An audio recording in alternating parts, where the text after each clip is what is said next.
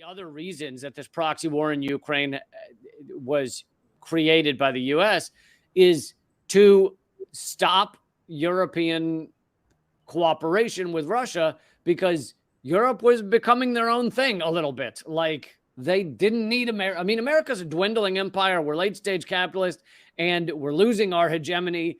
And Europe was becoming more independent. And especially Germany and France, the two really biggest powers, they were allying with Russia on certain things and getting their energy there. And yes, there's a money aspect too. America gets to now sell all that oil and gas to Europe. But I think that's a smaller issue of like putting them back in their place as like vassal states to the United States. Yeah. And to the point of America's now profiting. I remember I did a video on this a year ago, roughly a year ago, where Biden said, you know, we got to sanction Russia. And now, and he said in his speech, like, now Western Europe can buy American natural gas. And it was revealed that our costs are more expensive. And I mean, yeah.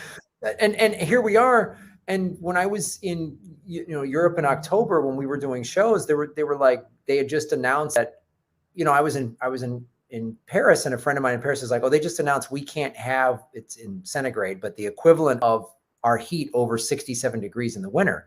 And now, I mean, just here in LA, I just got my bill for gas, and all across Southern California, there's like protests outside the gas company, outside of City Hall. Like, there's this huge protest, like the gas prices are through the roof, and the gas company cited some whatever Ukraine. So you see, like, I'm bringing all this up to show this is why they did this, because it's like, oh, now we can make Western Europe not think they won't be financially independent anymore. We're also going to cripple Russia's revenue stream, and we can overcharge everybody for our natural gas.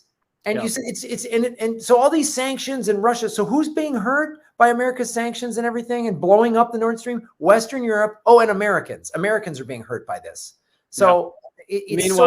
Meanwhile, the ruble has gained 8% on the dollar and something like far more than that on the euro.